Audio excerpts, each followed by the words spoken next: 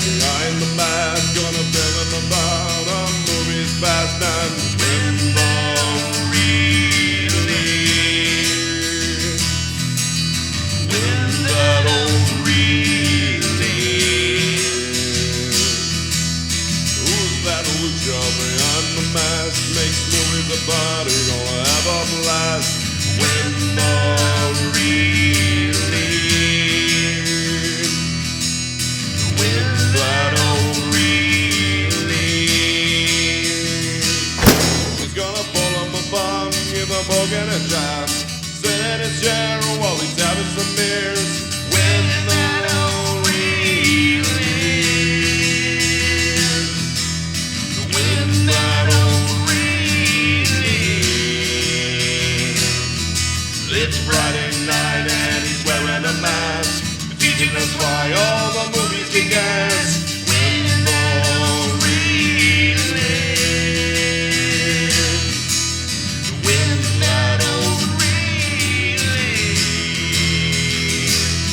It's Fantastico, Disasterpiece Theater.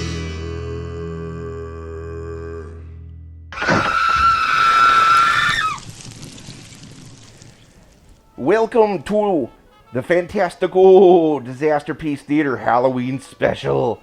I am your host with the most, Fantastico. Okay, so today is a very special day because you guys are not going to be put through tormented hell tonight. I'm just saying, okay?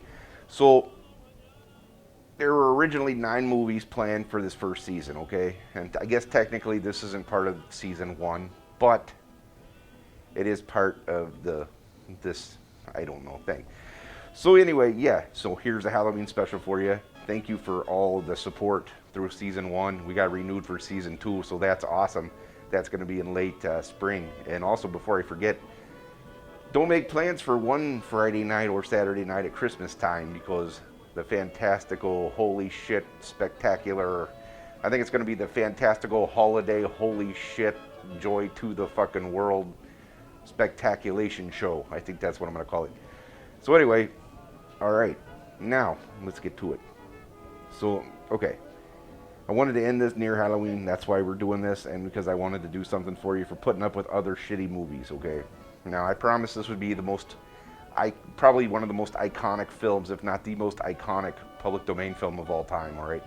So we're going to get to that. That's my, I figured I'd just go ahead and do it now. Instead of wait for season 2, let's just do it at Halloween. And so we're going to enjoy something with we're going to embark on a Technicolor adventure, okay? And I don't mean Joseph and his dream coat. I would not put you guys through that shit. As Tarantino once wrote, I might be a bastard, but I am not a fucking bastard, okay? I'm not going to do that to you. So today, you're going to get off really easy. It's going to be a very easy night and a very easy watch, okay? Which I owe that to you. So, what you're about to view, probably for about the 150th time, is the most famous public domain film of all time. The most iconic, like I said. It was made in the late 60s, 1968 to be exact, to be precise about it. But I wanted to cheese it up for you. So we're going to show this one in Technicolor and not in its original black and white thing, because I've shown you enough black and white movies. But I just wanted to cheese it up for you a little bit. So your treat for trick or treat is this. So there you go. And I have no idea what I'm fucking talking about anyway. But anyway, if you haven't figured it out yet, you're probably one of those people that are about to take your GED for the 150th time, because I don't know what rock you've been hidden under if you've never heard of this movie, if you've never seen this movie. Shame on you, okay? Shame on you. I'll throw you a bone, though. Tonight, I'll give you the ultimate Disasterpiece film in all of its colorized splendor, because that was the version I chose. So let's get to it, projector guy. Let's spin up George A. Romero's Night of the Living Dead.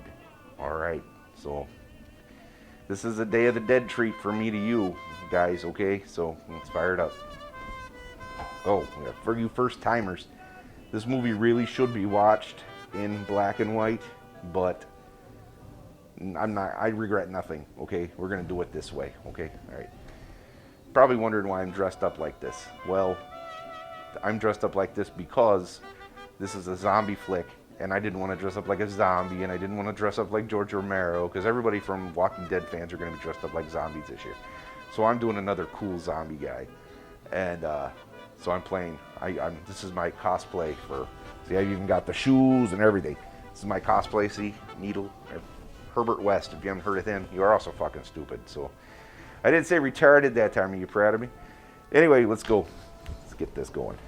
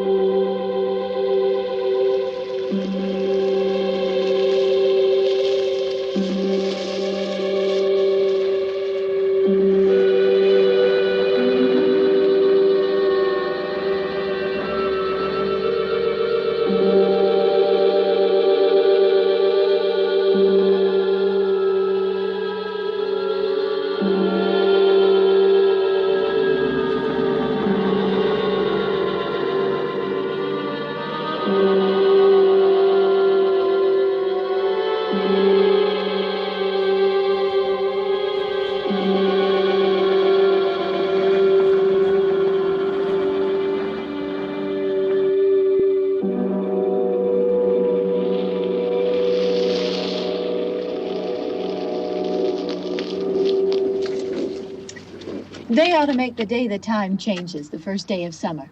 What? Well, it's 8 o'clock and it's still light. A lot of good the extra daylight does us.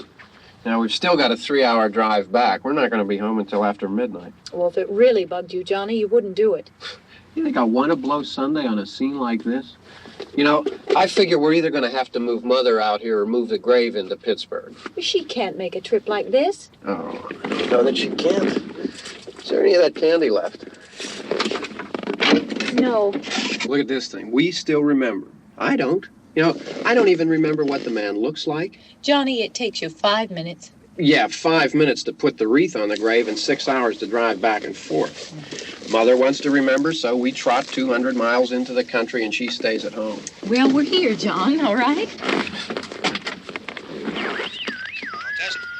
We're back on? Oh.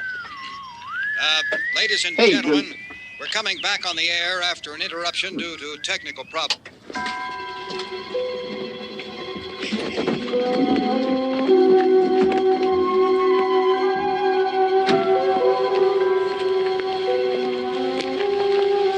There's nothing wrong with the radio. Must have been the station. Which row is it in?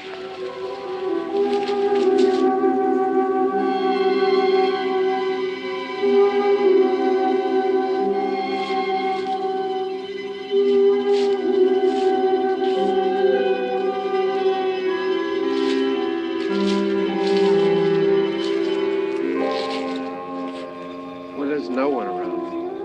Well, it's late. If you'd gotten up earlier. Oh, look, I already lost an hour's sleep when the time changed. I think you complain just to hear yourself talk. There it is.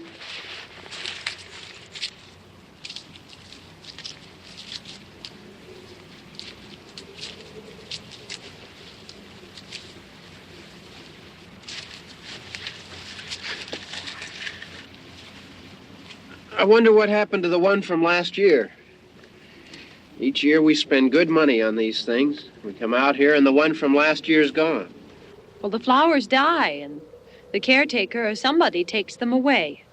Yeah, a little spit and polish. You can clean this up. Sell it next year. Wonder how many times we bought the same one.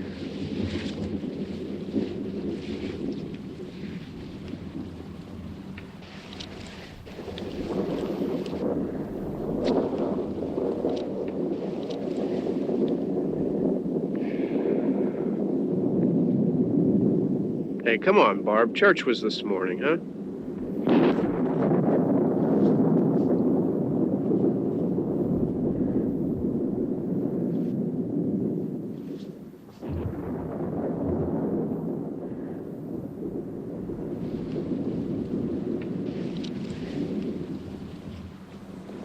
Hey, I mean praying's for church, huh?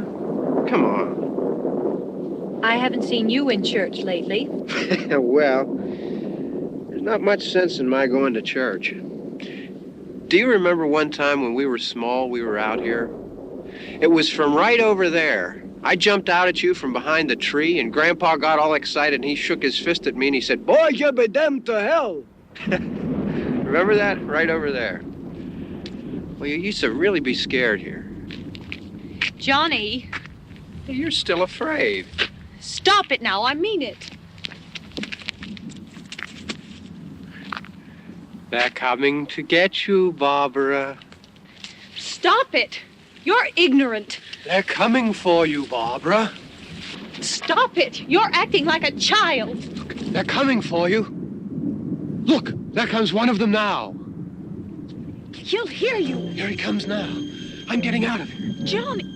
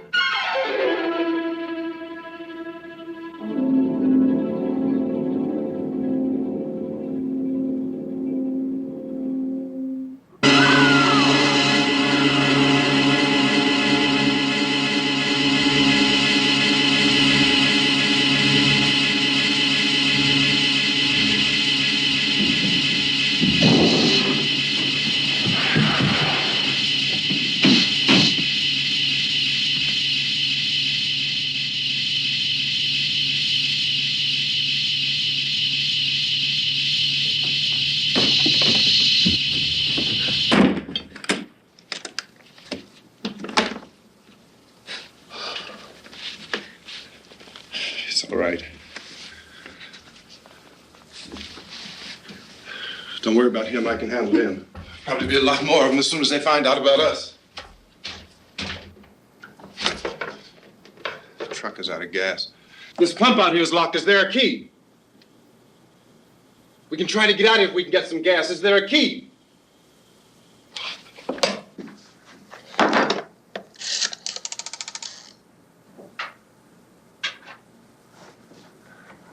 suppose you've tried this.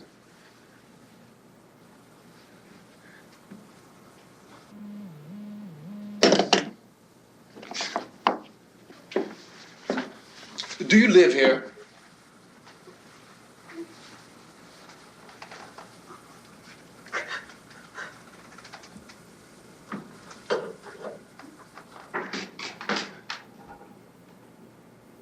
Jesus.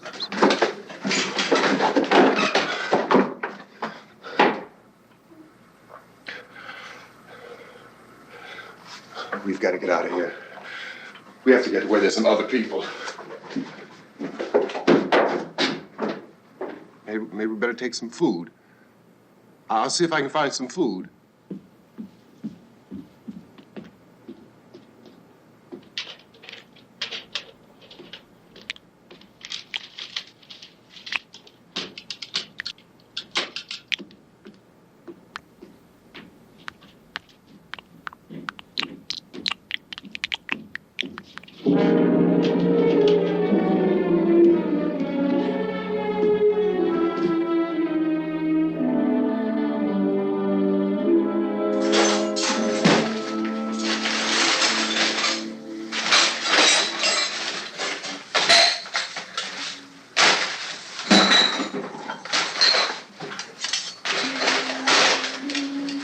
What's happening?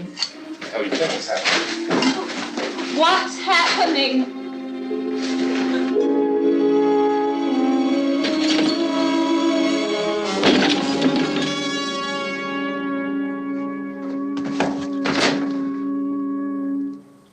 Two of them.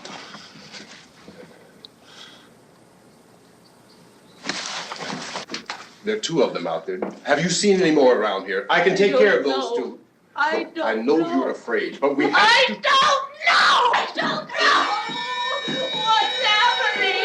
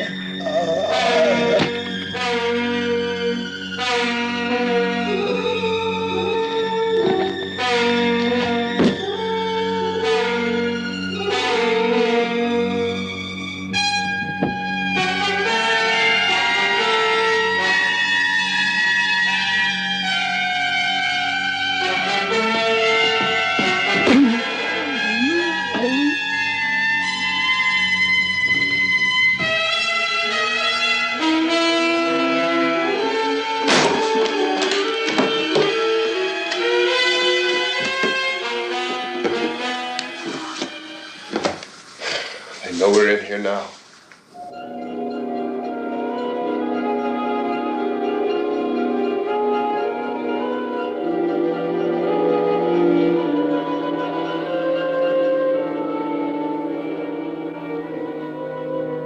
Don't look at it.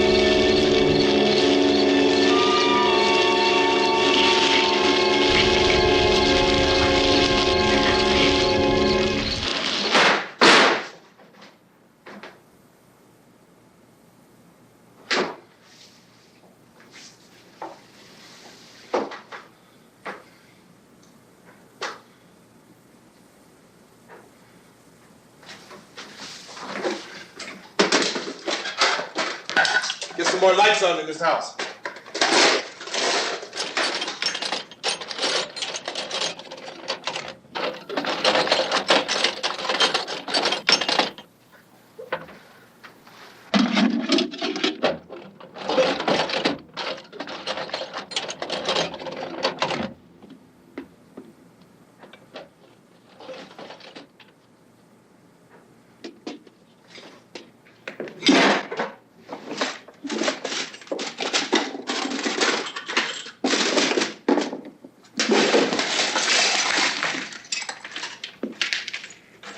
Why don't you see if you can find some wood, some board, something there by the fireplace, something we can nail this place up.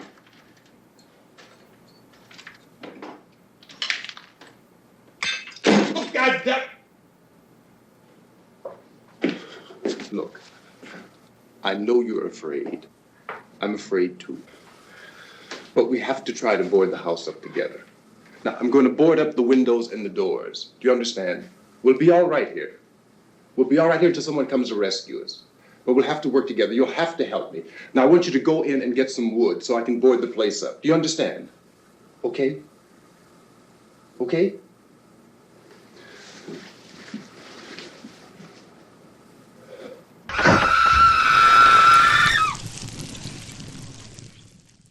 Oh, that's good stuff. All right, so I don't even have beer tonight. Aren't you proud?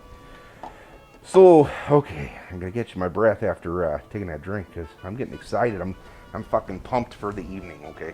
And it's really warm in this fucking coat. So, anyway, we've been introduced now in the movie to Barbara, the character at the beginning, played by Judith O'Dea. I believe that's how it's pronounced. If not, because it's spelled like Judith O'Dea, and I'm pretty sure she's not Ronnie James Dia. I'm sorry, Dio. I don't know. It's Judith O'Dea, I'm pretty sure, and her idiot brother. I can't remember his name because I don't care. Barbara gets attacked, manages to get away, makes it to the farmhouse where she meets Ben, played by African-American actor Dwayne Jones. Okay, Dwayne Jones, he was in a few movies. He was only in a few movies before he died in 1988. He was in the 1973 flick Ganja and Hess. Nice like exploitation movie. A lot of people like it. And he was a theater actor before he did this, and he also was a literature professor at a couple of colleges in the New York area. So I didn't get into details about that because I didn't really want to, honestly, although I should have, because Dwayne Jones is pretty hardcore. It's a pretty big deal having a African-American or black guy, or however you say it, as your major character. It's actually one of the first movies that came out where your main protagonist was an African-American guy. I'm just going to say black guy because the black people that I know don't care, okay? They don't care if I say African-American or black. They're like, whatever, who cares? Anyway, it shouldn't matter anyway. We're all people, right? So fuck that shit. I'll say what I want, and as long as it's not derogatory, who gives a shit?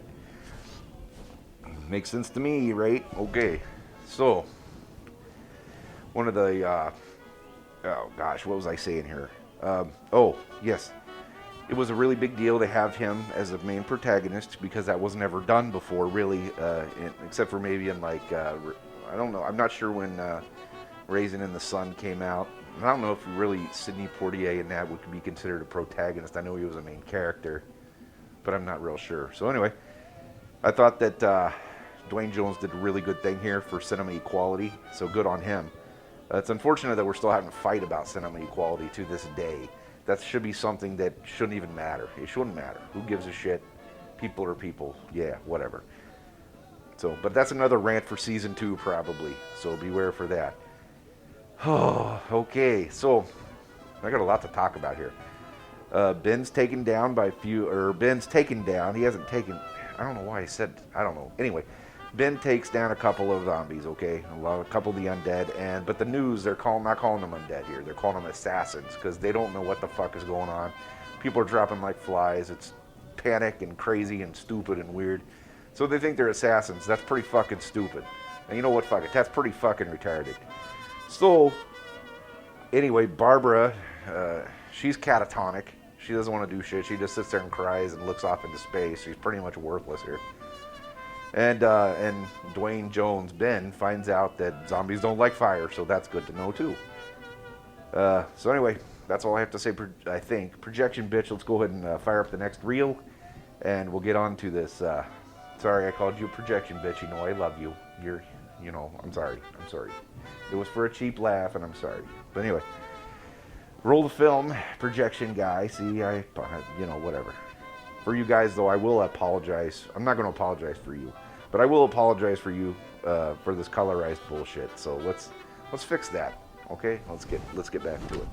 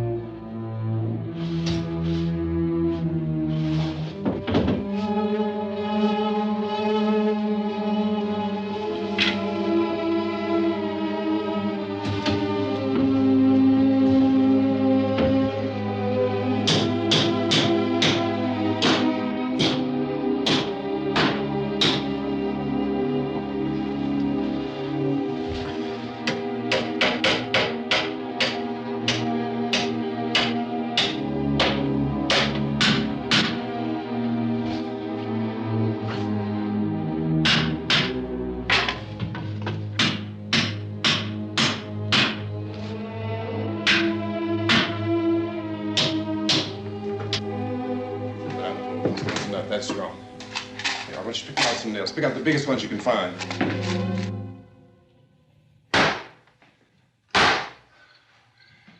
There, this room looks pretty secure. If we have to, we can run in here and board up the doors. Won't be long before those things be back pounding their way in here. They're afraid now.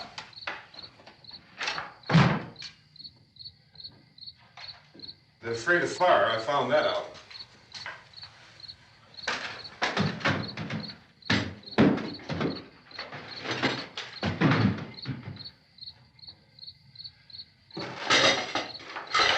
You know a place back down the road called Beekman's? Beekman's Diner?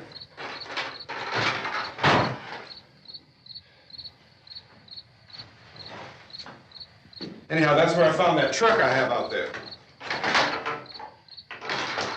There's a radio in the truck. I had jumped in to listen to it when a big gasoline truck came screaming right across the road. But there must have been 10, 15 of those things chasing after it, grabbing and holding on. Now, I didn't see them at first. I could just see that the truck was moving in a funny way. And those things were catching up to it. The truck went right across the road. Slammed on my brakes to keep from hitting it myself. It went right through the guardrail.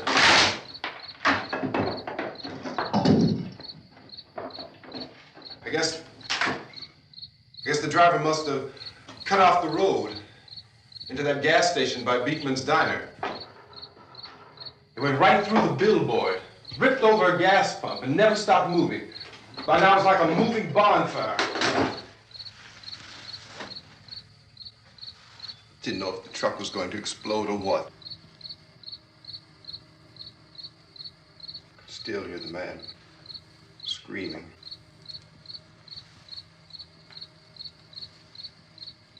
This thing is just backing away from it.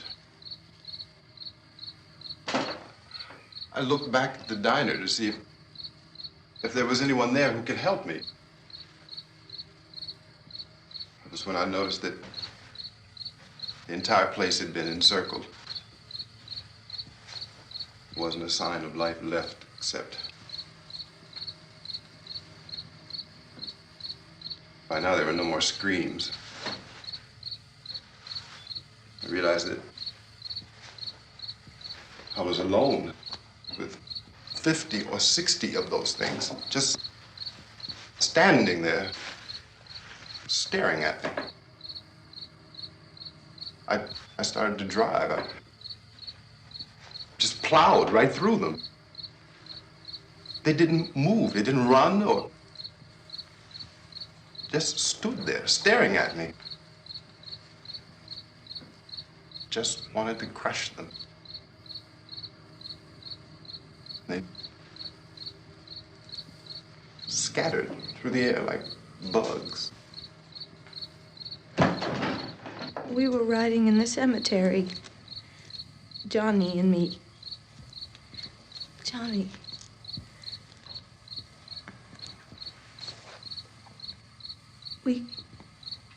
We came to put a wreath on my father's grave. Johnny, and he said, "Can I have some candy, Barbara?" We didn't have any. And, oh, it's hot in here. Hot.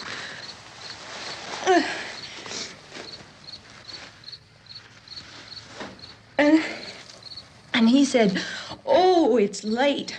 Why did we start so late?" And I said, "Johnny, if you'd gotten up earlier, we wouldn't be late." Johnny asked me if I were afraid.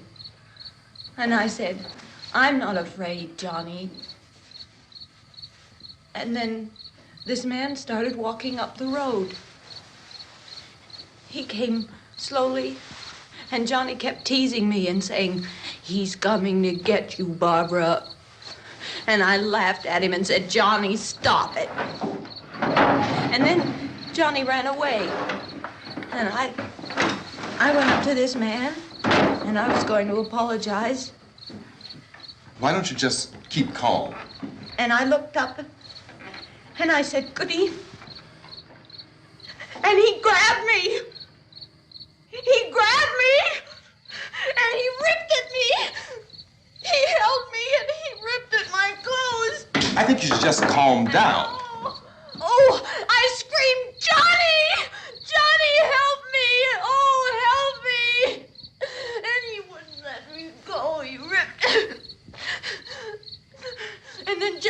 and he ran and he fought this man. And I got so afraid. I ran.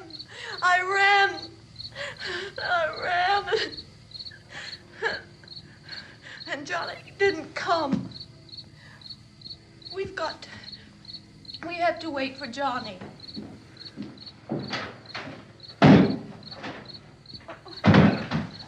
Maybe we better go out and get him. We have to go out and get Johnny. He's out there. Please, don't you hear me? We've got to go out and get him. Please! We have got to go get Johnny! Please help me! Please! Don't you know what's going on out there? This is no Sunday school picnic. Don't you understand? My brother is alone! Your brother is dead. No! My brother is not dead! Oh. Oh. Oh.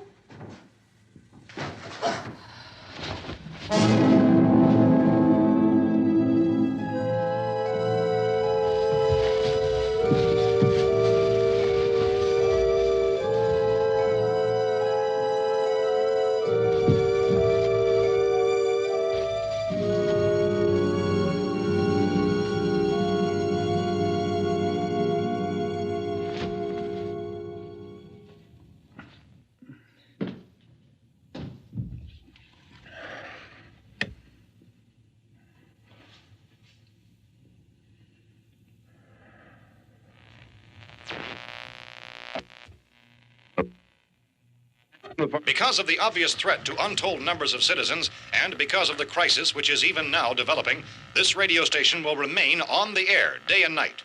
This station and hundreds of other radio and TV stations throughout this part of the country are pooling their resources through an emergency network hookup to keep you informed of all developments.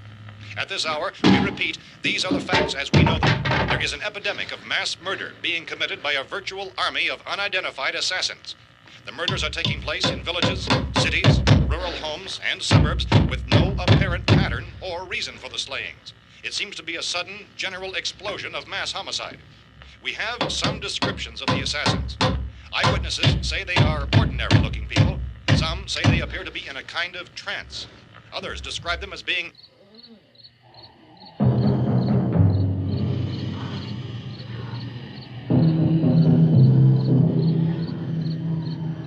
So, at this point, there is no really authentic way for us to say who or what to look for and guard yourself against. Misshapen monsters.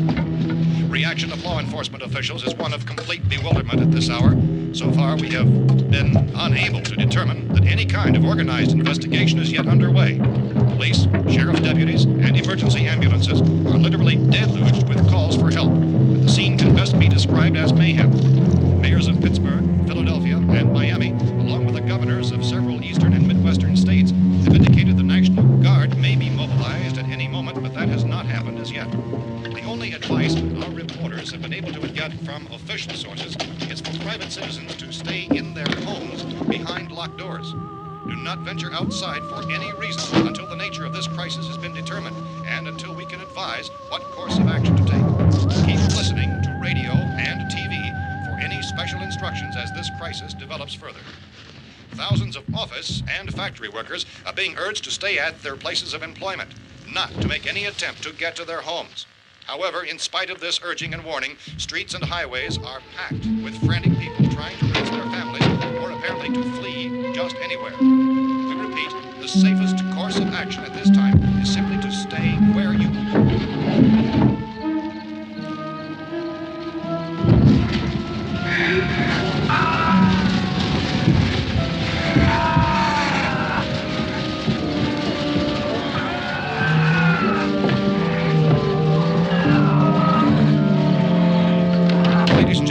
just received word that the president has called a meeting of his cabinet to deal with the sudden epidemic of murder which has seized the eastern third of this nation. The meeting is scheduled to convene within the hour. Members of the presidential cabinet will be joined by officials of the FBI and the Joint Chiefs behind closed doors. The White House spokesman, in announcing this conference, says there will be an official announcement as soon as possible following that meeting. This is the latest dispatch just received in our newsroom. Latest word also from National Press Services in Washington, D.C. now tells us that the emergency presidential conference, which we've just mentioned, will include high-ranking scientists from the National Aeronautics and Space Administration. That's the extent of this latest bulletin. Repeating, President, members of his cabinet, the FBI, the Joint Chiefs of Staff, and scientists from NASA within the hour. All radio and TV stations throughout this part of the country, including the one to which you're listening, have joined their facilities in an emergency network to bring you this news as it develops. We urge you to stay tuned to radio and TV and to stay indoors at all costs. Late reports reaching this newsroom tell of frightened people seeking refuge in churches, schools, and government buildings, demanding shelter and protection from the wholesale murder which apparently is engulfing much of the nation. Law enforcement officials are at a loss to explain or, even at this hour, even to theorize about the reasons for this wave of murder. So far, the advice we are able to give the public is some of the evidence of Police Chief T.K. Dunmore of Camden, North Carolina, who's quoted as saying, quote, "Tell the people, for God's sake, to get off the streets. Tell them to go home and lock their doors and windows up tight. We don't know what kind of murder-happy characters we have here." End quote. Police Chief Dunmore of Camden, North Carolina. So far, the only descriptions, the only clues anyone has of the killers come from frightened witnesses to some of the slayings. These eyewitness accounts variously describe the murderers as ordinary-looking people, misshapen monsters, people who look like they're in a trance, and things that look like people but act like animals. Some eyewitnesses tell of seeing victims who look as though they had been torn apart. This whole ghastly story began developing 2 days ago with the report of the slaying of a family of 7 in their rural home near Gulfport, Louisiana. Since then, reports of such senseless killings began snowballing in a reign of terror which has hopscotched in an erratic, disconnected manner throughout much of the eastern and midwestern United States. Efforts to keep track of the murder reports by the placing of markers on a map seem to indicate a general spreading of the extreme southeastern United States to the north and west. Our newsmen have been on the telephone talking with officials in other cities and have determined that none of this kind of mass murder has yet been reported west of the Mississippi River, except in the extreme southeastern portion of Texas. Similar killings have been reported around the Houston and Galveston areas, but nothing like... I found a gun and some bullets out there. It was only late yesterday Oh, and that it these. first became clear we were facing some kind of national emergency. When first reports began filtering in, newsmen and law enforcement agencies were of the opinion This that place is killings boarded were up pretty solid now. in nature. However, as these We ought to be all right here for a while. increasing dramatically, it was soon apparent that We have this the was gun something and more than the bullets. usual run of lawlessness. Food and the Some radio. officials began to suspect an obscure kind of conspiracy. Sooner or later, someone's Things as bound to come and get us out. creatures from outer space. So again, we join with law enforcement agencies, urging you to seek shelter in a building. Lock the doors and windows securely. Hey, that's us. We're doing all right. Be cautious of any suspicious strangers, and keep tuned to your radio and television for survival instructions and further details of this continuing story. Look, I don't know if you're hearing me, Goes on in the absence of any law but I'm going upstairs now. It's almost as though some critical balance of If anything should try to break in here, I can hear it from up there. I'll be down to take care of it. savage killers. We repeat, this radio station. Everything is all right for now. I'll be back to reinforce the windows and doors later. But you'll be all right for now, okay? Okay. Civil defense officials in Cumberland have told newsmen that murder victims show evidence of having been partially devoured by their murderers.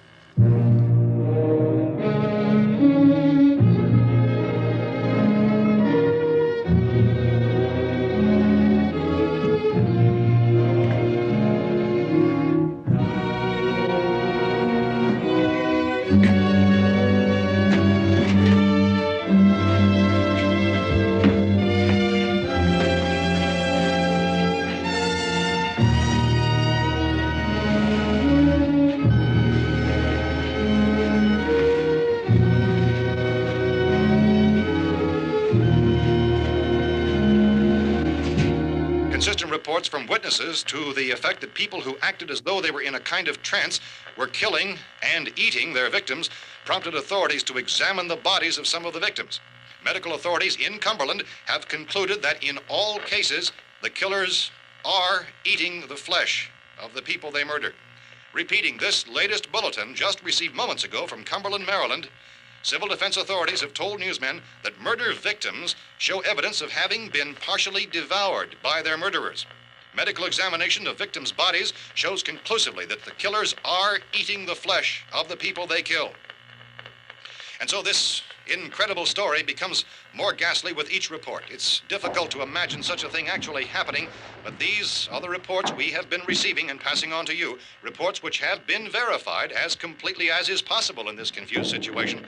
It is happening, and it would appear that no one is safe from this wave of mass murder.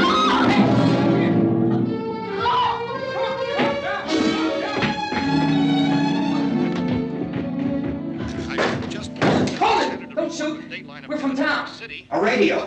County, Pennsylvania. The Butler County Sheriff has verified that reports of murder victims being partially eaten by their slayers is true. No further details available at this time. However, How long have you guys been down there? I could use some help up here. That's the cellar. It's the safest place.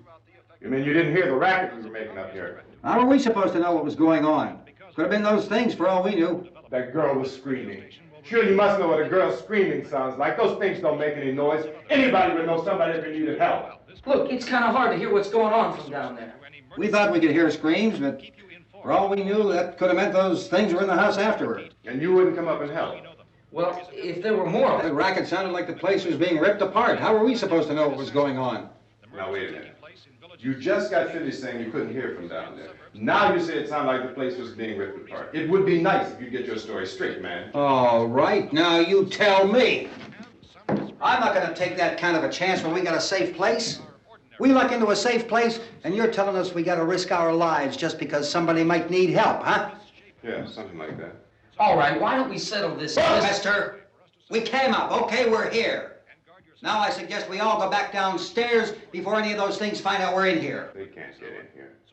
You got the whole place boarded up? Yeah, most of it. All but a few spots upstairs. They won't be hard to fix. You're insane. The cellar's the safest place. I'm telling you, they can't get in here. And I'm telling you, those things turned over our car. We were damn lucky to get away at all. Now you tell me those things can't get through this lousy pile of wood? His wife and kids downstairs. The kid's hurt. Well, I still think we're better off up here. We could strengthen everything up, Mr. Cooper. With all of us working, we could fix this place up in no time. We have everything we need up here. We can take all that stuff downstairs with us. Man, you're really crazy, you know that? You got 1,000,000 windows up here. All these windows, you're gonna make them strong enough to keep these things out, huh? I told you, those things don't have any strength. I smashed 3 of them and pushed another one out the door. Did you hear me when I told you they turned over our car? Oh, hell, any good 5 men can do that. That's my point. Only there's not going to be 5 or even 10. There's going to be 20, 30, maybe 100 of those things. And as soon as they know we're here, this place is going to be crawling with them. Well, if there are that many, they'll probably get us wherever we are. Look, the cellar. The cellar, there's only one door, right? Just one door, that's all we have to protect. Tom and I fixed it so it locks and boards from the inside. But up here, all these windows, why, we'd never know where they were going to hit us next. You got a point, Mr. Cooper. But down in the cellar, there's no place to run to. I mean, if they did get in, there'd be no back exit. We'd be done for. We can get out of here if we have to. And we got windows to see what's going on outside. But down there with no windows, if a rescue party did come, we wouldn't even know it. But the cellar is the strongest place. The cellar is a death trap. I don't know, Mr. Cooper. I think he's right. You know how many's out there? I don't know. Maybe 6 or 7. Look, you two can do whatever you like. I'm going back down to the cellar, and you better decide. Because I'm going to board up that door, and I'm not going to unlock it again no matter what happens. Now, wait a minute, Mr. Cooper. No, I'm not going to wait. I've made my decision, now you make yours. Now, wait a minute. Let's think about this. We can make it to the cellar if we have to. And if we do decide to stay down there, we'll need some things from up here. So let's at least consider this a while. If you box yourself in this cellar and those things get in the house, you've had it. At least up here you have a fighting chance. Yeah, it looks like about 8 or 10 out there now. There's more than there were. There are a lot out back, too.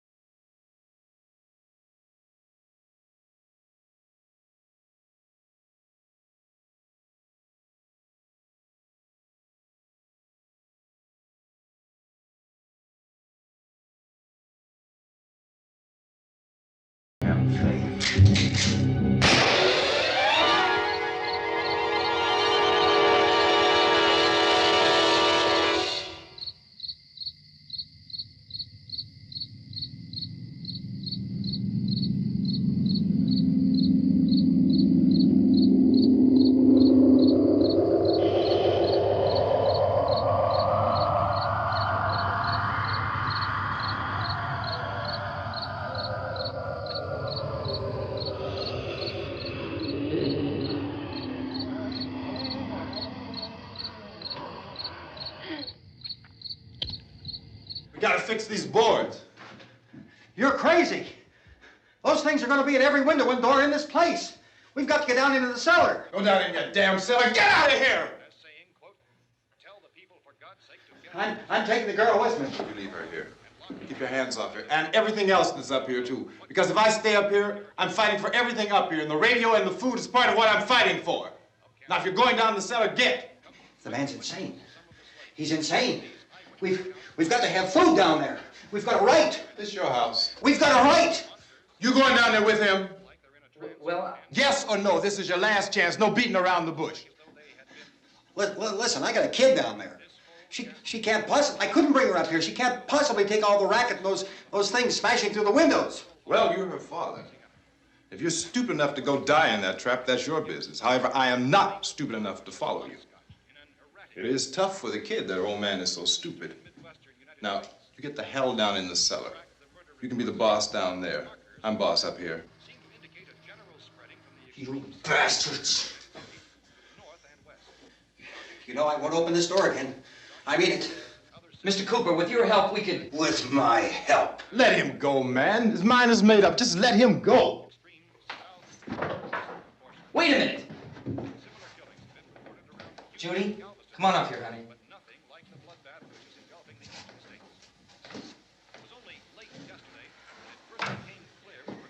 You're gonna let them get hurt too, huh? It's all right, honey. Go ahead.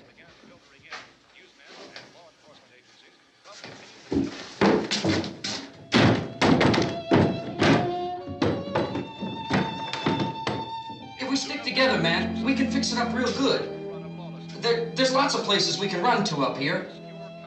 Mr. Cooper, we'd all be a lot better off if all three of us were working together. Hey.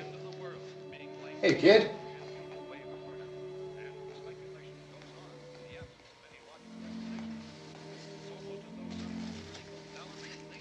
He's wrong, you know. I'm not boxing myself in down there. This radio station will remain on the air day and night. Well, we're safe now. It's boarded up tight. What about Tom and Judy? They want to stay up there, let them. There are two other people upstairs, a man and a girl. We heard you screaming. Yeah, but I didn't know who they were, and I wasn't about to take any unnecessary chances. Of course not, Harry.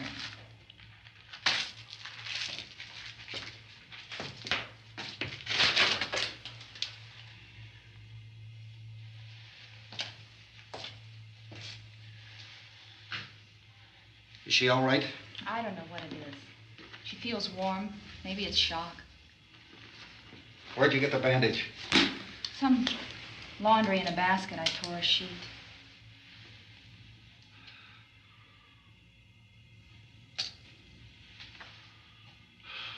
Let them stay upstairs.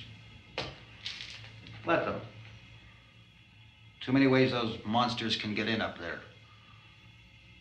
We'll see who's right. We'll see when they come begging me to let them in down here. That's important, isn't it? What? To be right, everybody else to be wrong. What do you mean by that? Does anyone up there know why we're being attacked? Whatever it isn't just happening here. It's some kind of mass murder. It's going on everywhere. The radio said to stay inside. Radio? Radio upstairs. I heard a news bulletin. There's a radio upstairs and you boarded us in down here? I know what I'm doing. What did it say? Nothing. Nothing. They don't know anything yet. There's mass murder everywhere, and people are supposed to look for a safe place to hide. Take the boards off that door. We are staying down here, Helen. Harry, that radio is at least some kind of communication. If the authorities know what's happening, well, they'll send people for us so they'll tell us what to do. How are we going to know what's going on if we lock ourselves in this dungeon?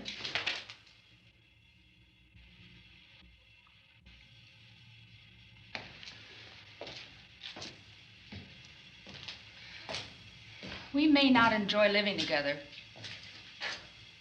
but dying together isn't going to solve anything. Those people aren't our enemies. Mr. Cooper! Mr. Cooper, Ben found a television set upstairs. Let's go up. Tom? Yeah. If Judy would come downstairs for a few minutes, Harry and I could come upstairs. Okay, yeah, right away. Will you do it? Do I have to? Look, honey, nothing's gonna get done with them down there and us up here. Do this for me. Okay. Okay, open up.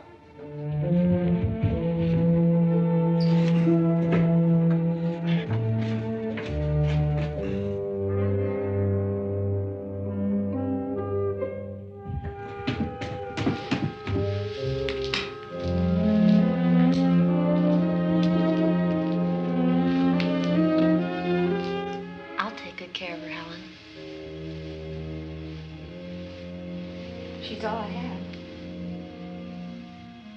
Why don't you go upstairs now?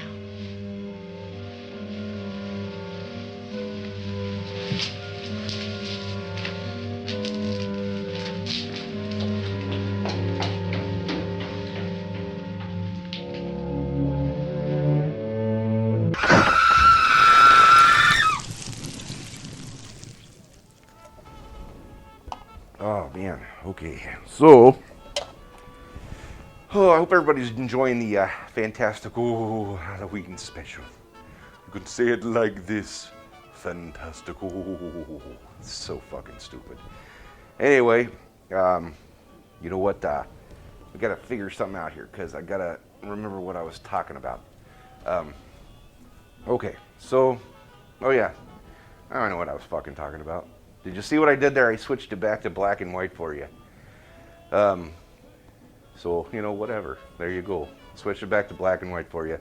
That was the trick part of the trick or treat. The treat was the movie. The trick was making you watch the first part of the colorized. So that's, I don't know. It was fucking stupid, but I thought it was funny in my head, and it's still funny in my head, so y'all can go bite my ass. Okay? There you go. So we meet the other people in the house now. The fucking Harry Cooper guy, he's a fucking prick, isn't he? Running around being a racist douche. Fucking, just a dickhead. But now we have an entire smorgasbord for the zombies to eat off of. So there you go. I probably would have just used my finishing hold on Cooper, the ridiculous, and just been done with it, because that guy is a fucking asshole. He shouldn't even be there. So anyway, there's no mercy in this dojo, by the way. No mercy in this dojo. But I don't know about you guys here. I'd be spending a little more time than what they are boarding shit up, because it looks like a bunch of morons are trying to put things on things, and they're leaving holes, and I know they probably don't have a whole hell of a lot of stuff, but I'm sure they could have found more things so that it wouldn't look like a fucking house made out of Swiss cheese, because that's what it fucking looks like. There's so many goddamn holes in this. There's more holes in this than the plot of The Walking Dead. Well, just saying. All right. Can you tell I don't really like that show very much? My personal opinion, you know, whatever. I know it has its place or whatever. Don't get pissed off at me on Twitter. So anyway, there's no real end game. I think that what they should have done, though, they should have got all the food and supplies they could. They should have went up the stairway. They should have started taking the stairs down, so that, because the zombies, I'm pretty sure, can't climb up there. So if they would have started breaking the stairs, piling stuff in front of it, they could have fought them off that way once they got in the house. That's what I would have done. But whatever. You know, and then they could have got on the roof too, and they could have been all like yelling for help and shit, and all the fucking rednecks would show up and help, instead of being, you know, weird like they are later in this movie. But we will get into that in a little bit. So there's no end game for them here.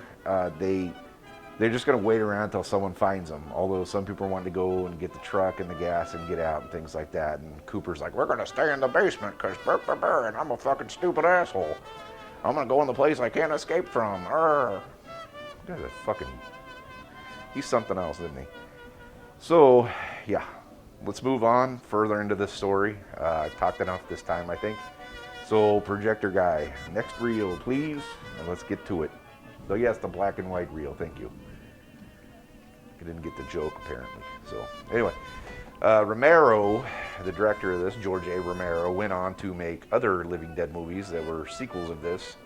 1978, I think, was Dawn of the Dead. It might have been earlier than that, but I think it was 78. Dawn of the Dead that took place in the mall. And everyone's probably seen that. That's probably the best one, I think, of all of them. Day of the Dead in the military base. It's interesting. It's kind of weird. Land of the Dead's the worst of the four, I think. But Dennis Hopper's amazing in anything he's in. So Dennis Hopper's in that movie. John Leguizamo's in that movie. Asia Argento's in that movie. There's a lot of people in that flick. So it's worth the watch. But if you really want to watch something cool, like in this universe, Diary of the Dead. It's a found footage movie, and I know those can be garbage, but this might be the best found footage movie I've seen. It's the only one that doesn't give me motion sickness anyway, because most of those things just fucking make me sick to my stomach. So if you can, check out Diary of the Dead, because it's pretty good. Stay away from Survival of the Dead, okay? That movie, my God, I watched it, I was excited for it, and I've taken shits that are more entertaining than that movie. In fact, I think I left and went and took a shit that was more entertaining when I watched that movie.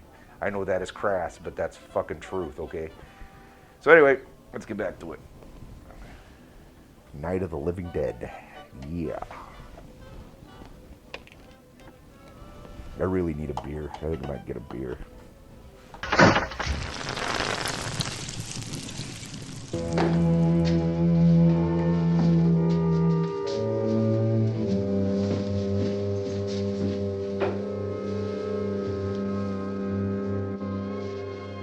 Her brother was killed.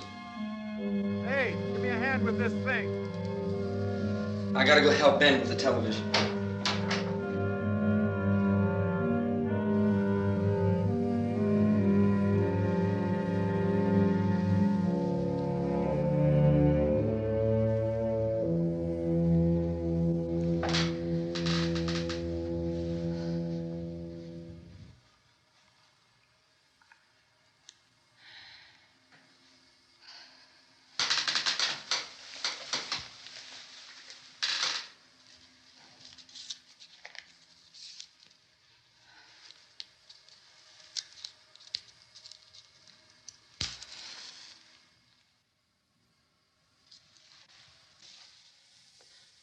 Don't be afraid of me. I'm Helen Cooper, Harry's wife.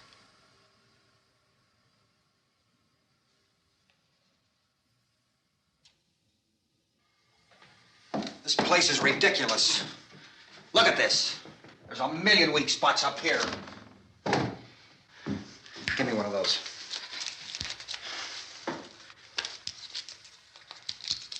Her brother was killed.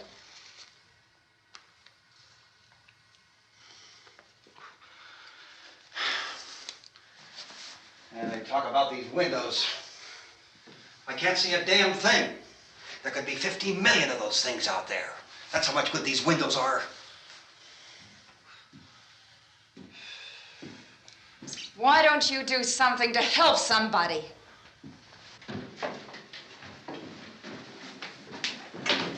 Here, I have it. Drag a couple of those chairs together. There's a socket over here.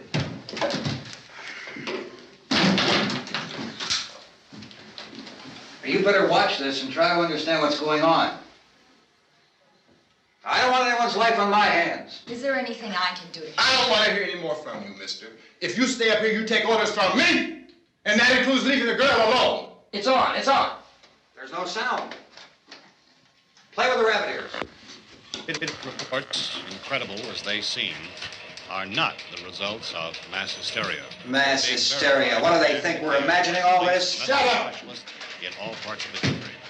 The wave of murder which is sweeping the eastern third of the nation is being committed by creatures who feast upon the flesh of their victims. First eyewitness accounts of this grisly development came from people who were understandably frightened and almost incoherent. Officials and newsmen at first discounted those eyewitness descriptions as being beyond belief. However, the reports persisted. Medical examinations of some of the victims bore out the fact that they had been partially devoured.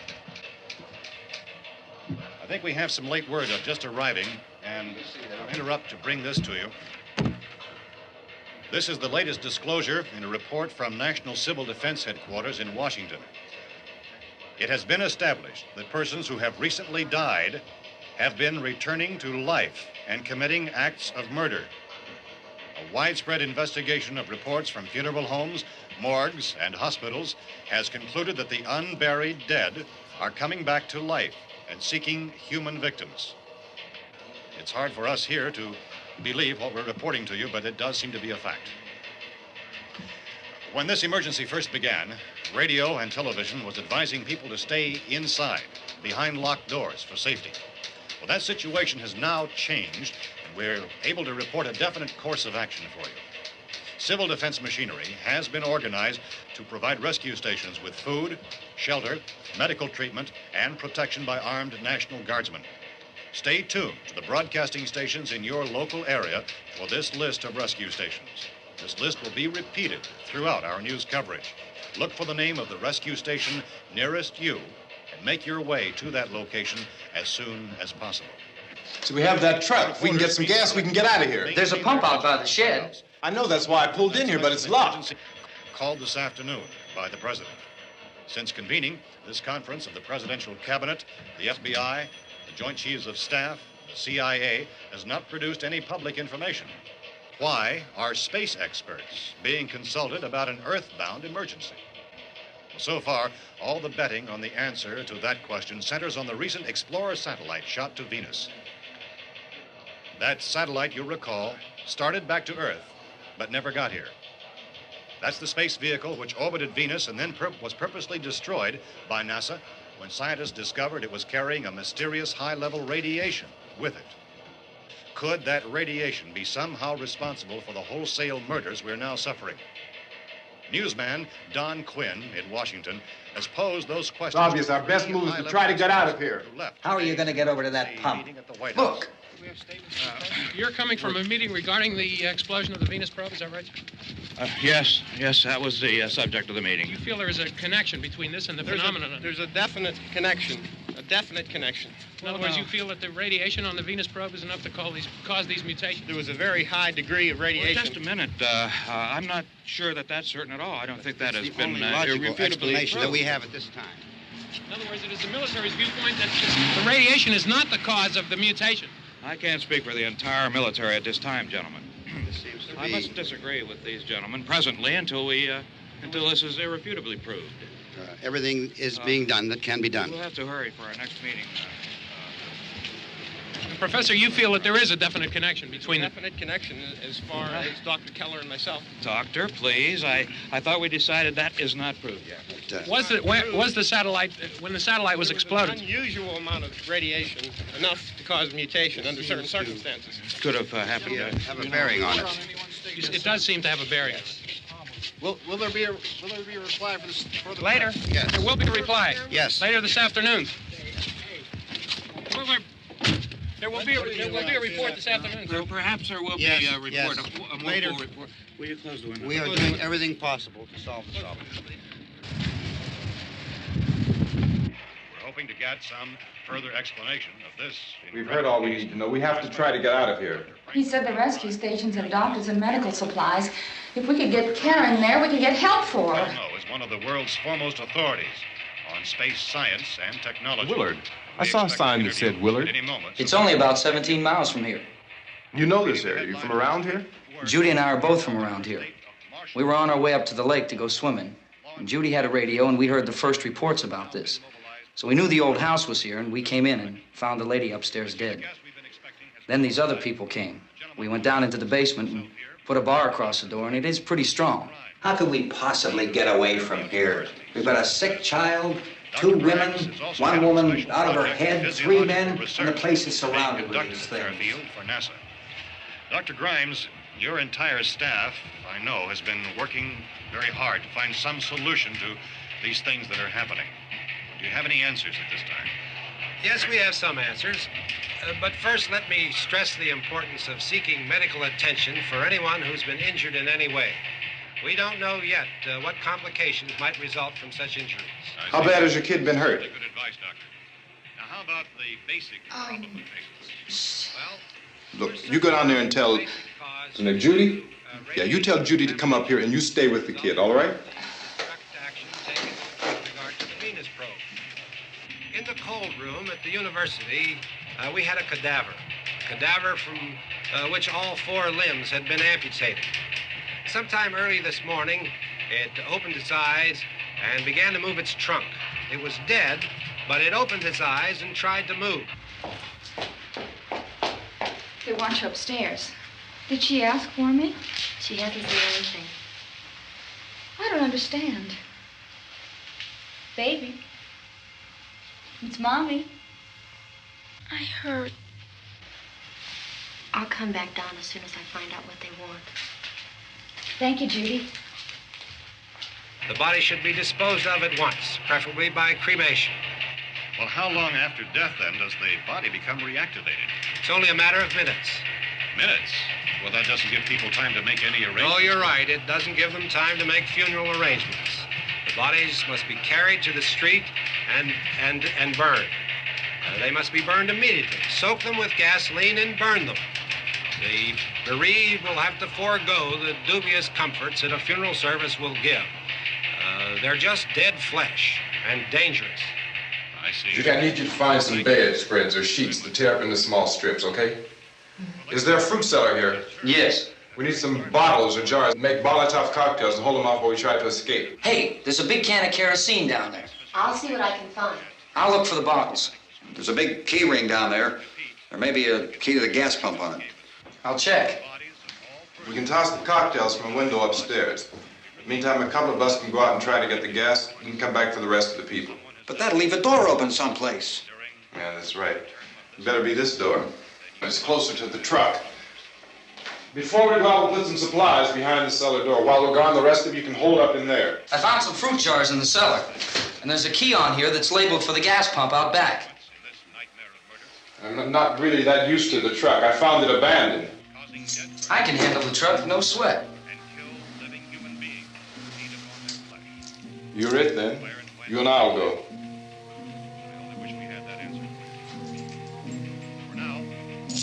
We'll put whatever lumber we find behind the cellar door. You can go upstairs and toss the cocktails from a window. Tom, you and I will have to unboard this door. After you toss the cocktails, you hustle back down here and lock this door. It's no good to board it up because we'll have to get back in quickly. After we get the gas and get back into the house, then we'll worry about getting everybody into the truck. Now let's move it. No place to flee for safety, except to the rescue stations which have been set up. Indications are that before this emergency is over, we will need many, many more such rescue stations.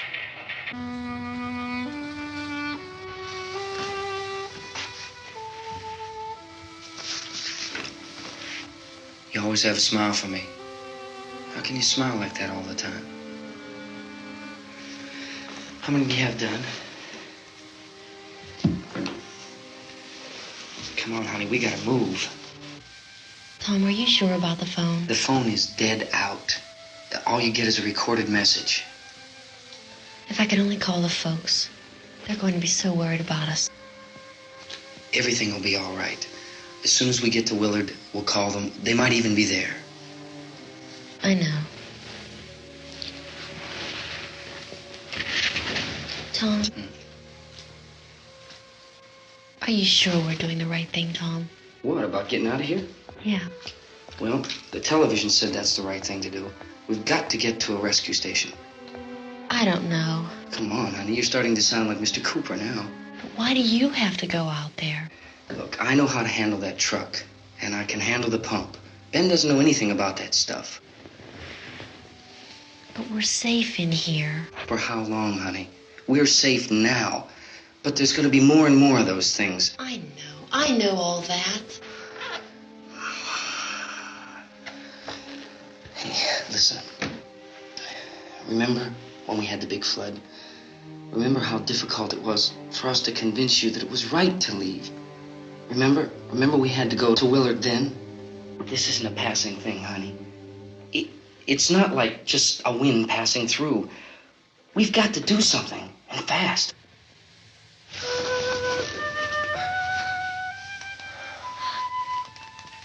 I just don't want you to go out there, that's all.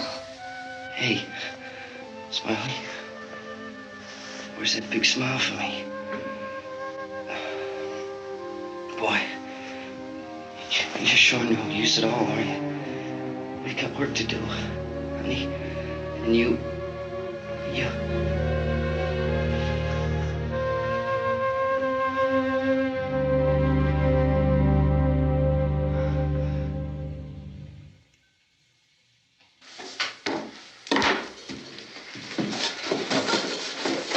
We better get her downstairs.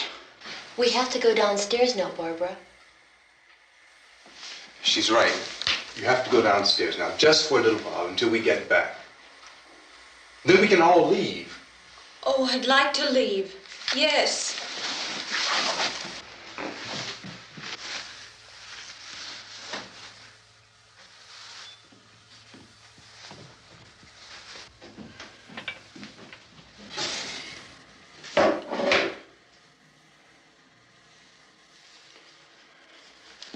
Good luck. Yeah.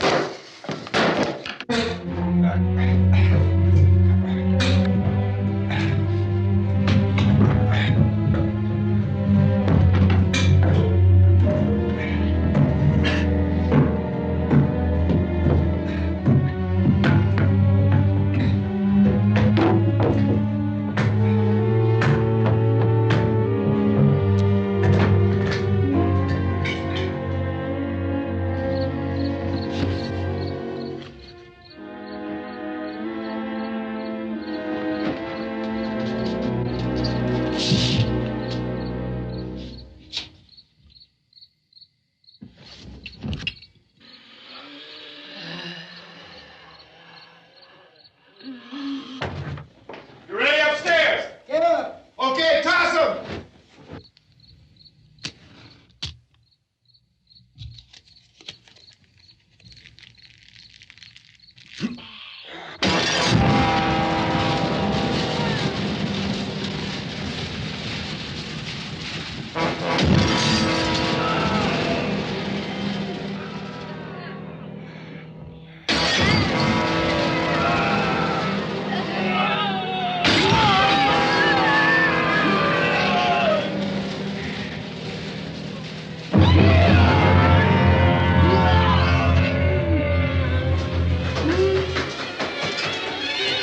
Go ahead, go on.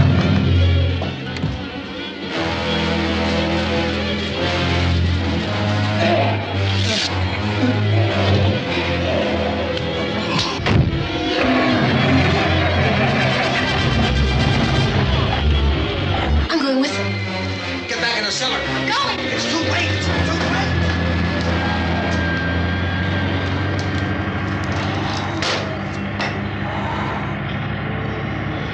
Well, is it coming? Come on. Get in.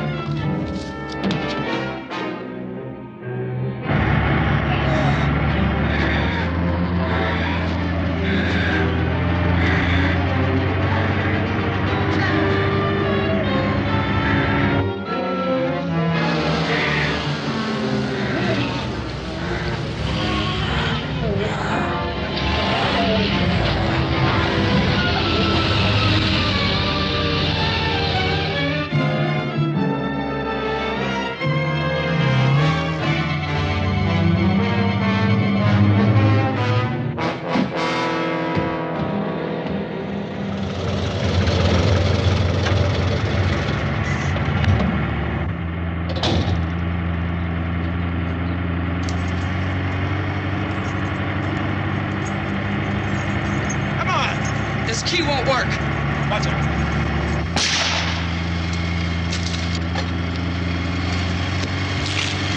Watch the torch.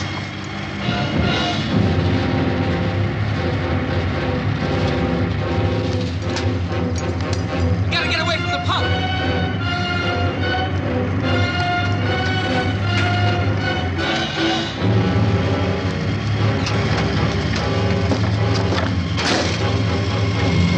Hang on. Tom! Tom, you're crazy! Get out of the truck!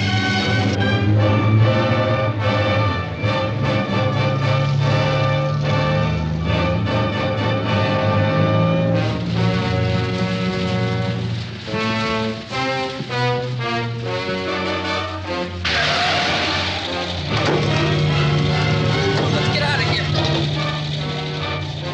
Come on, come on. My jacket's gone.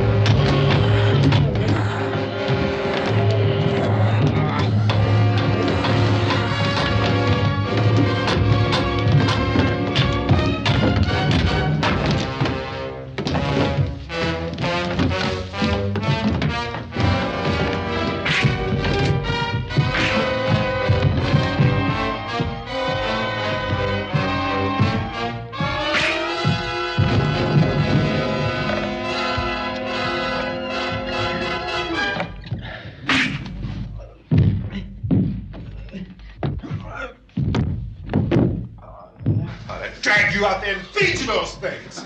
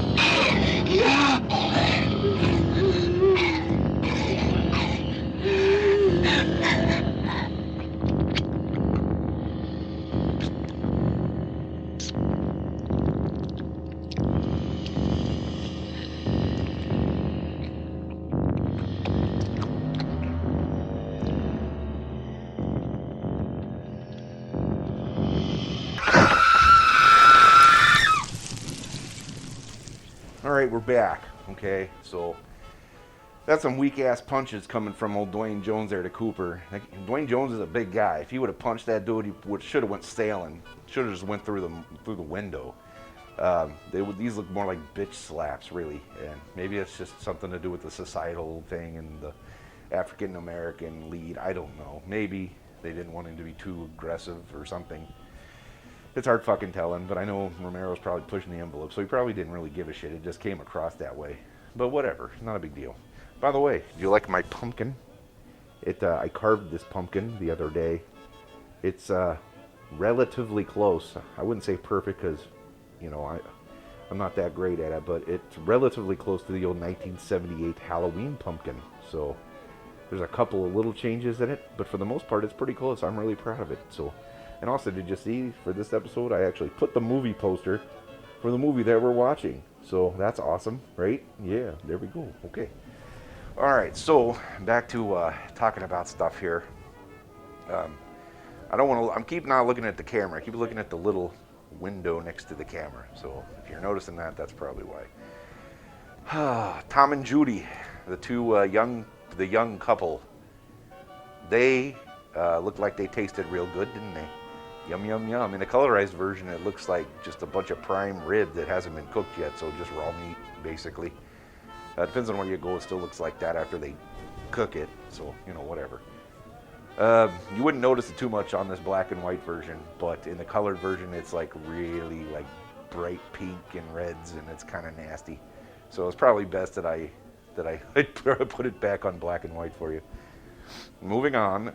Okay, so as most of you know, like I said before, Romero's made several other films to go with this. I think the main ones are Dawn, Day, and Land. And then he had Diary and Survival, and I think those are the only ones. This movie itself has been remade like 3 times, or twice, I think. It was remade in 1990 by Tom Savini, and he did a really good job. So that was Tony Todd as the guy that played Candyman, played the Ben character in that, and stronger female lead too in the 90s version. Then we've got oh gosh, Cooper's still a dick, by the way, in the 90s version. And then we had one that they made Night of the Living Dead 3D, and it changed the story around a little bit, and Sid Haig's in it as some crazy mortician or something or other. It's really weird. It might be worth a watch to you, but I was kind of like, I watched it and I'm like, well, it's not awful, but it's not great.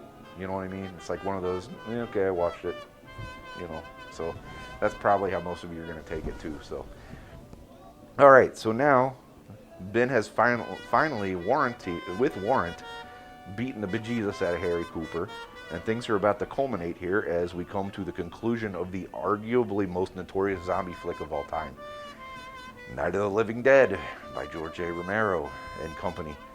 So last reel, Mr. Projectionist. See, I gave you a salutatory beginning to your name there, so you're welcome. Oh, man. You know, in this situation, I'd probably just leave them all there and head for the border. I'd just, fourth meal time, bitches. And I'd come back and get everyone and head for Canada. Not much going on in the Northern Territory there in Canada, so just put your back to the water up north. Make sure you don't freeze your cojones off, and just look towards the U.S. where all the stupid's coming from. You know what the thing is, though, with zombies in Detroit, I think that Chicago and Detroit might actually be able to fend them off with all the people that actually carry weapons there. Indianapolis isn't much far off from that, just saying. So, let's go ahead and get to it.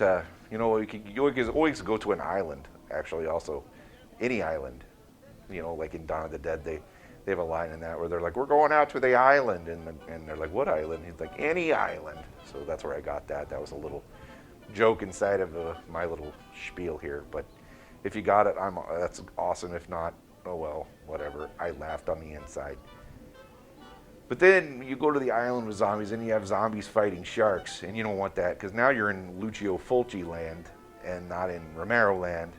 I don't know which zombies are worse, though, Fulci zombies or Romero zombies, so maybe I'll put a poll up on the Twitter machine or something. You guys can tell me which one's worse, Romero zombies or Lucio Fulci zombies.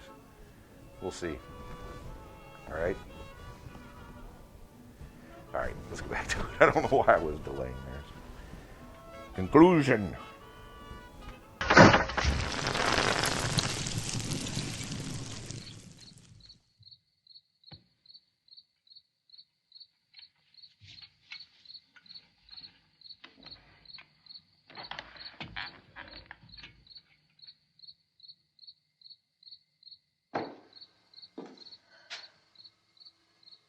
Isn't it 3 o'clock yet?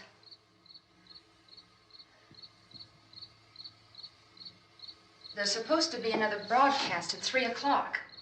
10 minutes.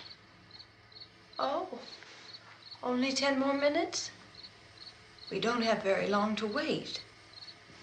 We can leave. Well, we'd better leave soon. It's 10 minutes to 3.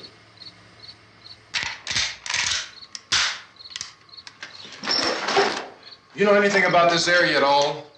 I mean, is Willard the nearest town? I don't know. We were just trying to get to a motel before dark. You say those things turned your car over. You think we can get it back on its wheels and drive it? Where is it? Seems like it was pretty far away. Seems like we ran. Forget it. It's at least a mile. Johnny has the keys. You're gonna carry that child a mile through that army of things out there? I can carry the kid. What's wrong with her? How'd she get hurt? One of those things grabbed her. Bit her on the arm. What's wrong? Who knows what kind of disease those things carry? Is she conscious? Barely. She can't walk. She's too weak. Well, one of us could try to get to the car. You gonna turn it over by yourself? You can't start the car. Johnny has the keys. You have a car? Where? Where is it? You won't be able to start it. Yeah, I know. But where is it?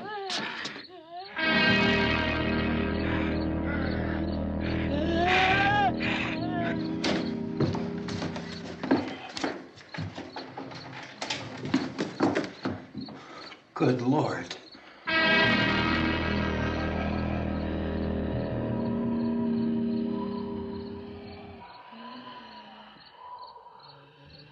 Being monitored closely by scientists at all the radiation detection stations. At this hour, they report the level of the mysterious radiation continues to increase steadily. So long as this situation remains, government spokesmen warn that dead bodies will continue to be transformed into the flesh-eating ghouls. All persons who die during this crisis, from whatever cause, will come back to life to seek human victims unless their bodies are first disposed of by cremation. Our news cameras have just returned from covering such a search and destroy operation against the ghouls, this one conducted by Sheriff Conan McClellan in Butler County, Pennsylvania. So now let's go to that film report. All law enforcement agencies and the military have been organized to search out and destroy the marauding ghouls.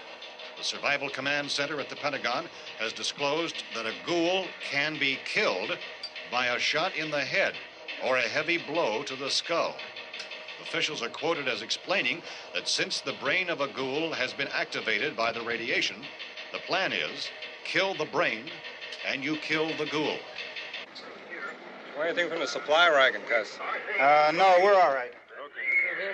Hey, Cass, put that thing all the way in the fire. We don't want it getting up again. All right, I got you. Chief McClellan, how's everything going? Oh, things aren't going too bad. Men are taking it pretty good. You want to get on the other side of the road over there? Chief, do you think we'll be able to defeat these things? Well, we killed 19 of them today right in this area. Those last 3 we caught trying to claw their way into an abandoned shed. They must have thought somebody was in there. There wasn't, though. We heard them making all kind of noise. We came over and beat them off, blasted them down. Chief, as soon as you're finished, can I see you here? Yeah, okay. Chief, if I were surrounded by 6 or 8 of these things, would I stand a chance with them? Well, there's no problem. If you had a gun, shoot them in the head. That's a sure way to kill them. If you don't, get yourself a club or a torch. Beat them or burn them. They go up pretty easy.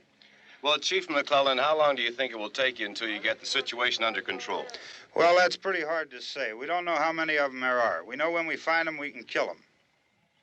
Are they slow-moving, Chief? Yeah, they're dead. They're all messed up. Well, in time, would you say you ought to be able to wrap this up in 24 hours? Well, we don't really know. We know we'll be into it most of the night, probably into the early morning. We're working our way toward Willard, and we'll team up with the National Guard over there, and then we'll be able to give a more definite view. Thank you very much, Chief McClellan. This is Bill Cardill, WIC TV 11 News.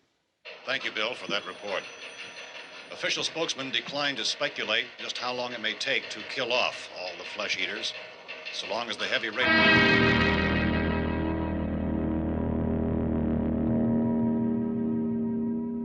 Is the fuse box in the cellar? I don't know.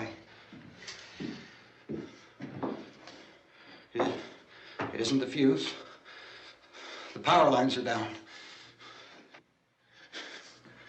Helen, I have to get that gun. Haven't you had enough? Look, 2 people are dead already on account of that guy. Take a look out that window. Get...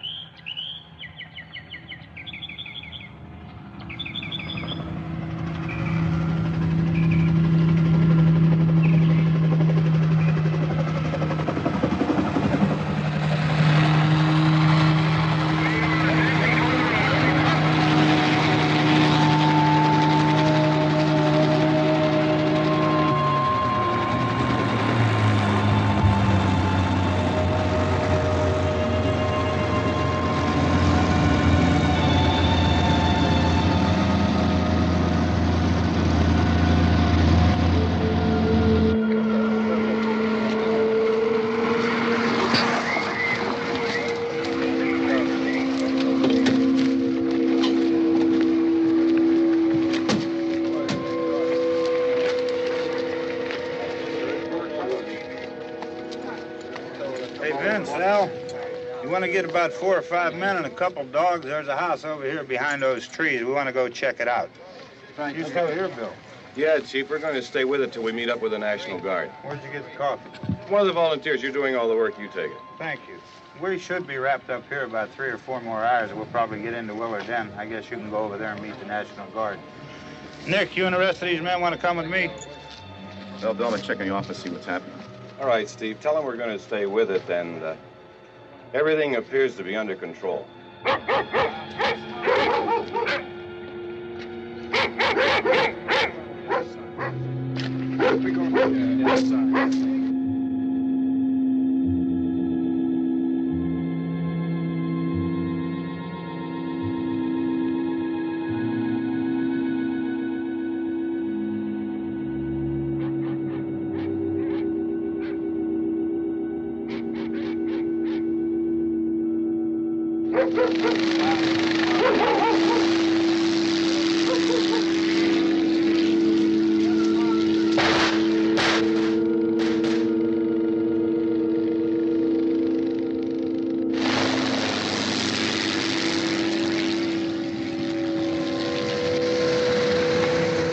Down there by the barn. Okay. Some of you guys can follow the wagon down. I only need a few men to check out the house. Somebody had a cookout here, Vince. Yeah, it sure looks like it, Cal.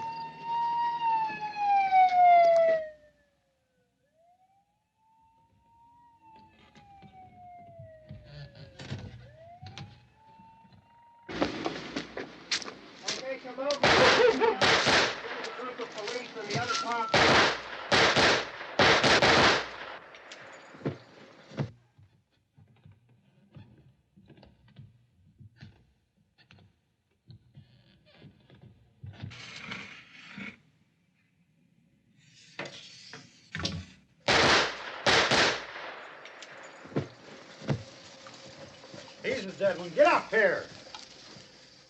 Nick, Tony, Steve, you want to get out in that field and build me a bonfire?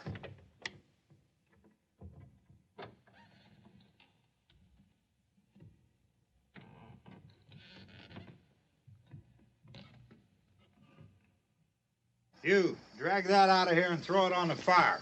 Nothing down here. All right, go ahead down and give him a hand. Let's go check out the house, man. There's something there. I heard a noise.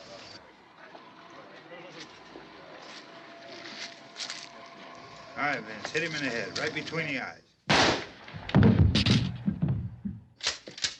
Good shot.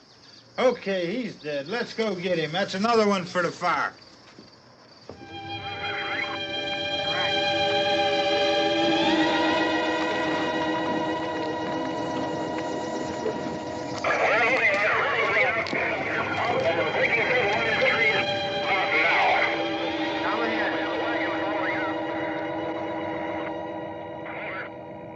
Send the wagon through directly ahead. Over. More torches. Keep those dogs back off of those things.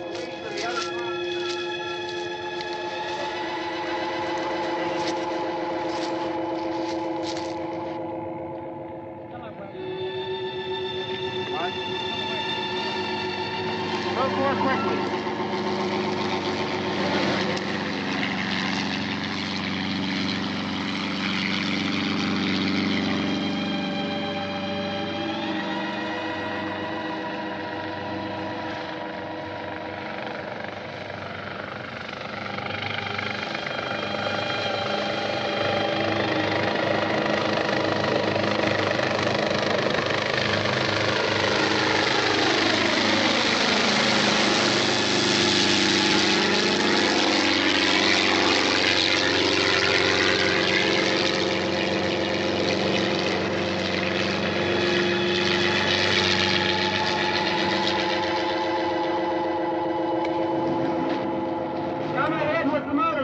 Please.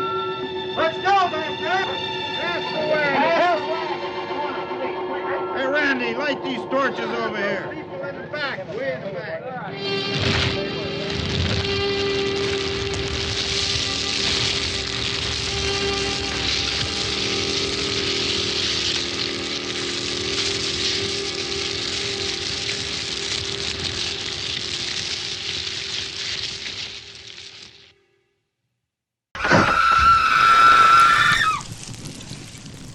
there you have it. 2 different versions of Night of the Living Dead all at once. You're welcome. So now you know which one you prefer, because I showed you. You should prefer the black and white, and if you don't, shame on you, but I showed you both. You can make your own decisions. Now, I met George Romero once, and we had a conversation about the zombie movies, and about his zombie movies and things, and he told me something that made me look at these movies with a different perspective. He told me, don't look at the movies as zombie movies. Look at them as how people react and handle themselves in a situation with zombies. And I kind of went back and watched the movies after talking to him, and after he told me that, and it actually made the movies a lot more interesting and a lot better. I think it's what The Walking Dead tries to do unsuccessfully, because that show is just, it should just be called like people arguing and zombies show up occasionally. That's what that show should be called. I think that would be some truth in advertising, okay? Occasionally zombies show up, people argue for like, what are they on, 24 seasons now of this? You'd think someone would have either, finished off all the dead people or something. I don't know. They would have had a routine by now, or at least found government. There's probably some form of government somewhere, I'm sure. So, anyway, with this movie, it's supposed to be filled with societal connotations and things like that with the ending, with rednecks shooting the black guy, and I just don't see it. I don't look at it that way. I mean, I might be way off. I don't look at it that way. I can see how some people would, and I think sometimes a cigar is just a cigar, and in this case, sometimes the cigar is just a zombie movie, or just a survival movie, and someone gets shot. I don't really know. It's a really weird thing. So anyway, I really hate all that societal shit, and I don't like talking about it usually. I'm trying to do the right thing by being a little topical with what I'm doing, but I don't know. The 90s version. The 90s version of this movie is pretty good, and if I can get funding for it, I'll try to. Maybe we'll watch that one next year in season 2 or something, or maybe if I do a Halloween special or something next year, we can try to do the 90s version. I don't know if that's gonna work. Stuff's expensive. Like, I've tried to get like really good movies, and I'm working on a deal to get a couple really good ones for next season, but for the most part, everything's just really expensive. So I'm just trying to do what I can with what I got, really. So, I gave you guys an easy one tonight. It's a lot better and a lot easier to watch than probably every other one that we've watched, except for Maha Call. That movie's hilarious, if you can get through the song and dance routines. But anyway, everything about this movie I think is pretty amazing. I really like it. It's well done. It's probably one of the first of its kind. I mean, there is White Zombie, and there's, Fulci came out, I think, later on. I don't know when Fulci's Zombie came out. I can't remember. It's got to have been the 70s. But this one was 68, and, I think this was kind of the first of what really started the zombie culture and the zombie film thing. I don't think White Zombie really counts. I mean, it's good, but I don't think it really counts. By the way, that's probably going to be on the docket for next season. By the way, I don't know yet. I'm still making my list and checking it twice. By the way, Fantastico, holy shit, joy to the world. My God, it's Christmas special. I think it's going to be called like Fantastico, holy shit, joy to the world Christmas special. It's going to be sometime in December, and so you need to go on the Twitter sphere and the Twitter machine and follow me at Real Fantastico to find out when things are going to come up for that, because I am going to do a Christmas special this year. So I wanted to get into the holidays by showing you guys showing you guys people getting murdered, because that's how you really want to bring in the holidays with family. So that's what we're doing. So I always forget to plug the network too, and they're kind of getting pissy with me about that. So the Better Than Nothing Network is a big thing. They've got big things going. They've got a lot of original content being developed right now. I know right now we're showing on their station, they're showing a lot of sitcoms and old stuff and old cartoons and things. But we're going to try to get original content up on that. They have a lot of projects in the works. I don't know what all of them are, but we'll see. So pay attention. That's thebetterthannothingnetwork.com. And you can watch old episodes of Fantastico Disasterpiece Theater on YouTube.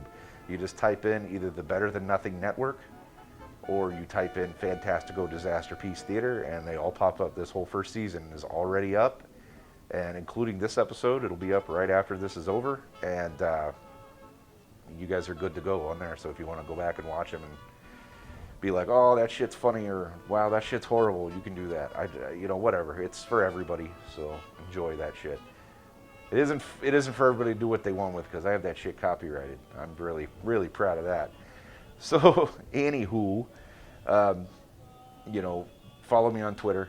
It's a button. It's not hard. You just click it. It says follow. The more followers, the better. And the more people I can get out there and let you know about things that are going on. You can tell your friends. I'm sounding desperate here, but I'm just trying to get the word out, because it's a work in progress, and you kind of have to push social media these days, as much as I don't like that. I'm not a social media guy. A lot of toxic people on that shit. I've noticed I make comments about certain things, and people just lose their shit about stuff. Although the other day, I know this is a lot off topic for the end of this, but the other day I actually had a genuinely friendly debate with somebody on social media. I couldn't believe it. It was like fucking, like, hell froze over and shit. It was weird. So anyway, I'm getting off on a tangent again. So I want everybody to have a safe Halloween and Day of the Dead, okay? For the love of Christ, please be decent to people. Don't do things to people, just go and have a good time and spend it with your kids or your family or whatever, if you're a teenager watching this, which I'm sorry to your parents, but,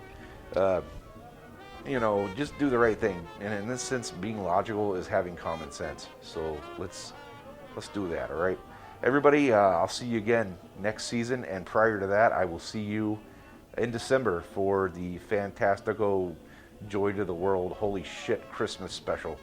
So I hope everybody tunes into that, and I'll keep you all posted on that throughout the next couple months. So everybody take care, and kiss my ass.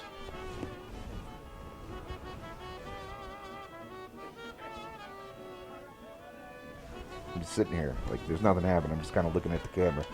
I'm going to fade out while I drink this, I think.